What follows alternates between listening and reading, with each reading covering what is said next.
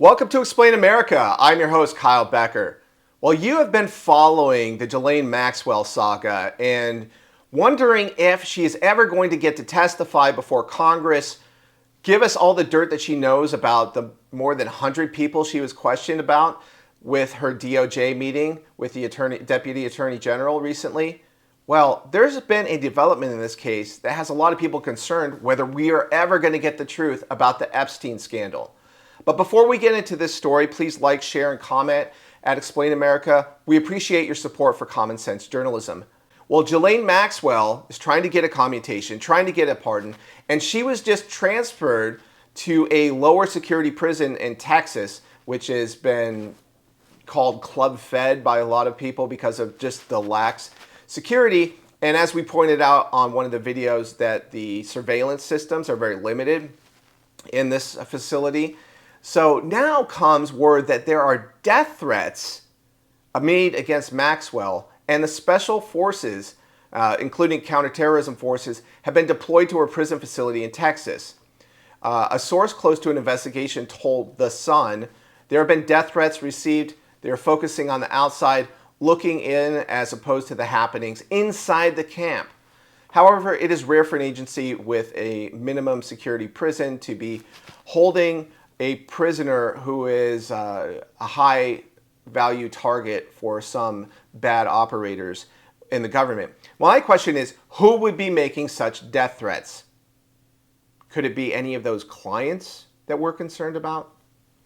Who is afraid that Ghislaine Maxwell will talk? That's the question. Because years later, we're still wondering about the full story with Jeffrey Epstein. There are questions about the footage that the Department of Justice released because it obviously is not raw footage. We know that from a myriad of reasons. Even if you find the explanation of the missing minute to be plausible, and some investigators do not, there were signs, including a pointer that was on the screen, that shows that it is not a raw file. So it was run through a computer, and what happened was some information scrubbed there. We also saw that there was an orange shape in the video that looked like it could have been someone carrying orange prison clothes, or it could have been a fellow prisoner that was coming up the back way that we can barely catch on the video. So Ghislaine Maxwell getting death threats. Is this going to be another Epstein job where we're going to be saying Ghislaine Maxwell didn't kill herself? Let's hope not, because we want justice in this case. That includes prosecutions against the clients that are implicated in this. And we want justice for those victims that were harmed in this ring.